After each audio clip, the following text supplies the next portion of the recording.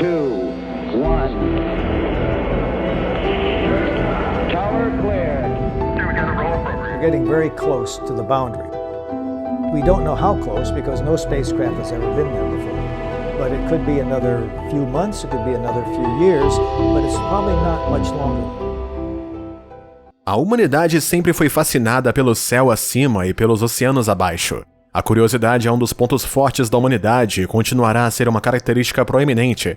Inúmeras pessoas têm se perguntado o que está além do nosso mundo, e suas indagações têm levado a novas descobertas sobre o universo. O universo é vasto e sabemos muito pouco sobre ele, mas a humanidade está ansiosa para desvendar os seus maiores segredos. Muitas missões, como a Voyager da National Aeronautics and Space Administration, têm sido realizadas para aumentar a nossa compreensão do universo. Entretanto, se as estrelas não estivessem alinhadas, duas das mais notáveis naves espaciais já lançadas nunca teriam sido lançadas. As estrelas nesse cenário eram, na verdade, planetas, os 4 maiores do Sistema Solar. 45 anos depois, as duas sondas ainda estão viajando pelo espaço. Os pesquisadores, alguns dos quais são mais jovens que a nave espacial, estão explorando ativamente os dados da Voyager para resolver enigmas dentro e fora do nosso sistema solar. E mais recentemente, a Voyager 1 se deparou com algo em comum. Qual é essa descoberta mais recente? O que são as sondas até agora?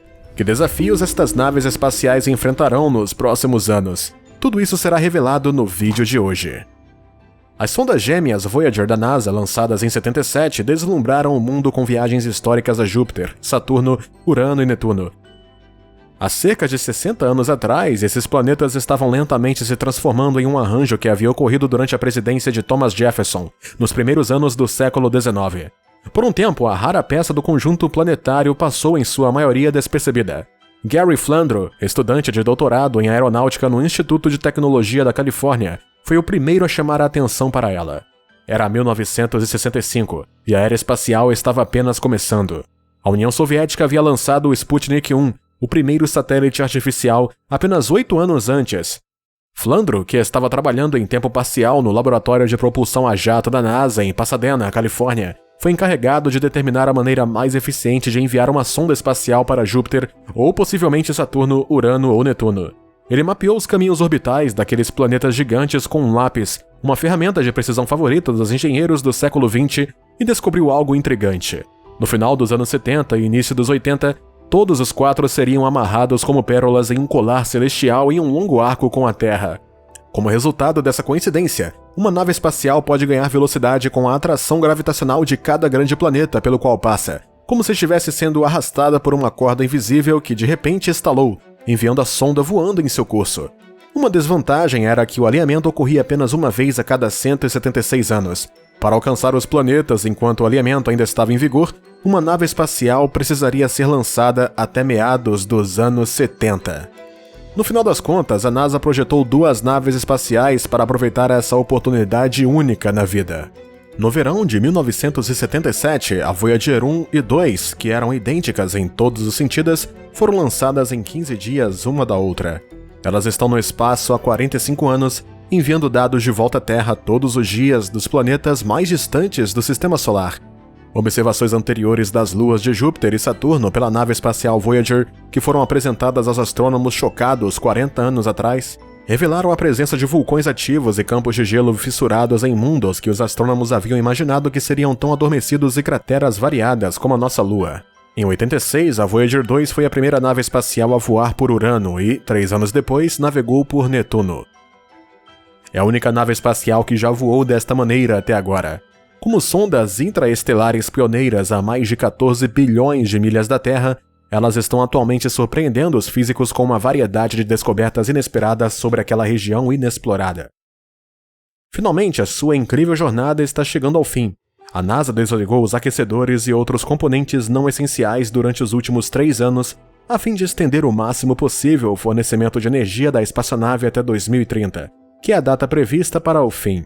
É uma ocasião agridoce para os cientistas que trabalham com os Voyagers, muitos dos quais têm estado com a sua missão desde o início. Eles estão agora diante da conclusão de um projeto que excede as suas expectativas mais selvagens. De volta a Júpiter, a nave espacial começou a transmitir as primeiras fotos do planeta, apesar de estar a 3 ou 4 meses de distância. Era completamente inesperado para a Io aparecer a cores. Antes das expedições dos Voyagers, se achava que todas as luas do sistema solar pareciam as mesmas, monótonas e cheias de crateras. A extraordinária variedade de paisagens lunares que os Voyagers descobriram nas proximidades de Júpiter e Saturno não foi antecipada. Quando os Voyagers ainda estavam a aproximadamente 1 milhão de milhas de distância de Júpiter, surgiu a primeira pista de que poderia haver mais tipos de luas do que os cientistas esperavam.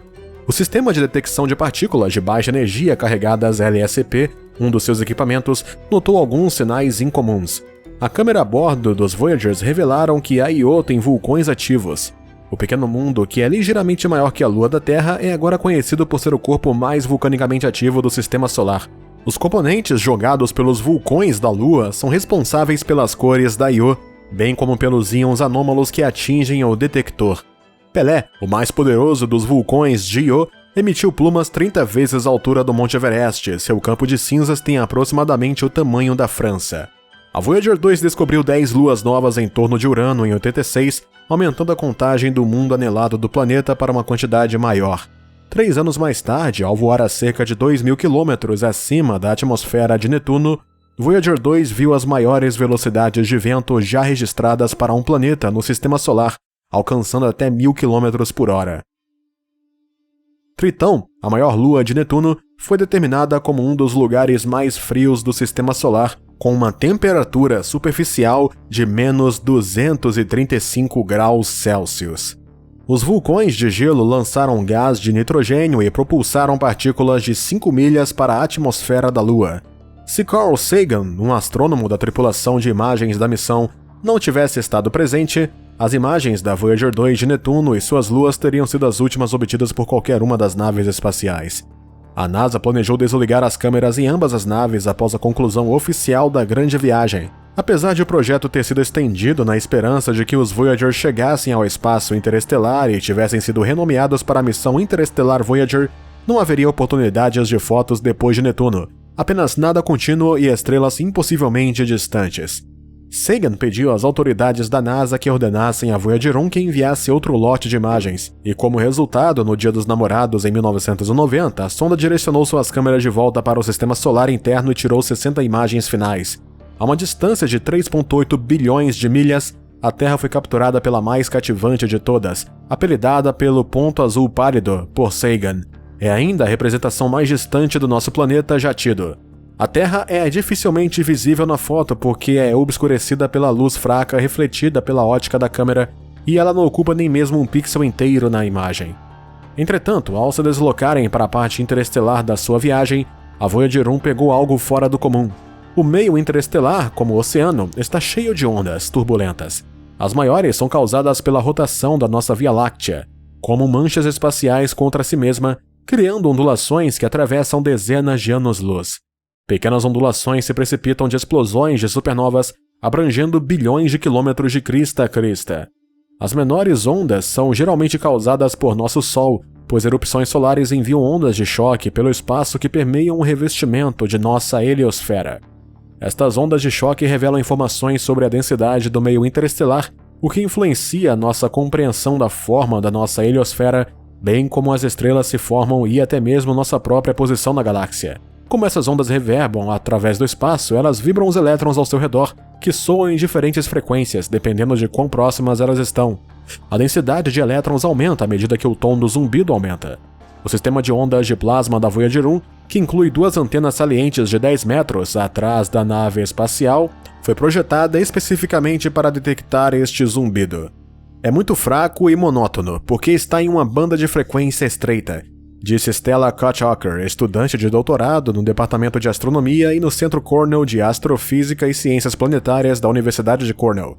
Estamos detectando o zumbido fraco e persistente do gás interestelar. Isso permite aos cientistas entender melhor como o meio interestelar interage com o vento solar, bem como o ambiente interestelar molda e modifica a heliosfera do Sistema Solar. 3 meses após deixar a heliosfera, a Voyager 1 ouviu sons interestelares pela primeira vez em novembro de 2012. 6 meses depois, houve outro apito, desta vez mais alto e mais agudo no tom. O meio interestelar parecia estar ficando mais grosso, e rapidamente. Esses breves apitos ainda podem ser encontrados nos dados da Voyager em intervalos irregulares.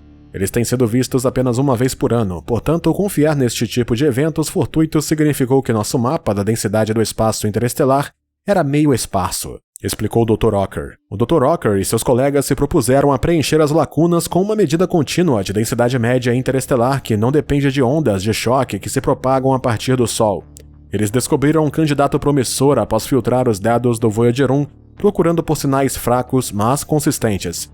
Começou a pegar por volta da hora de outro apito, em meados de 2017. O novo sinal é conhecido como emissão de ondas de plasma e parece rastrear a densidade do meio interestelar. O tom da emissão sobe e desce com o aparecimento dos apitos abruptos nos dados. O sinal é semelhante a um observado na atmosfera superior da Terra, que é conhecida por rastrear com densidade de elétrons. Com base no sinal, a densidade de elétrons ao redor da Voyager 1 começou a aumentar em 2013 e atingiu seu pico por volta de meados de 2015, representando um aumento de densidade de cerca de 40 vezes. Se prevê que a nave acabará deixando para trás essas costas turbulentas e entrando em contato com algo novo no espaço interestelar.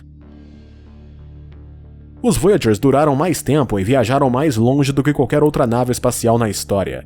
Eles são os primeiros objetos criados pelos humanos a entrar no espaço interestelar e assim permanecerão por pelo menos mais algumas décadas. No geral, não é um mau recorde, considerando as missões Voyager que deveriam durar apenas 5 anos. A Voyager 1 passará por Próxima Centauri, nossa estrela vizinha mais próxima, dentro de 16 mil anos, enquanto a Voyager 2 levará 20 mil anos. Eles passarão então milhões de anos orbitando a galáxia, muito depois do nosso Sol ter morrido. Fala pra gente o que você pensa sobre os Voyagers na seção de comentários abaixo.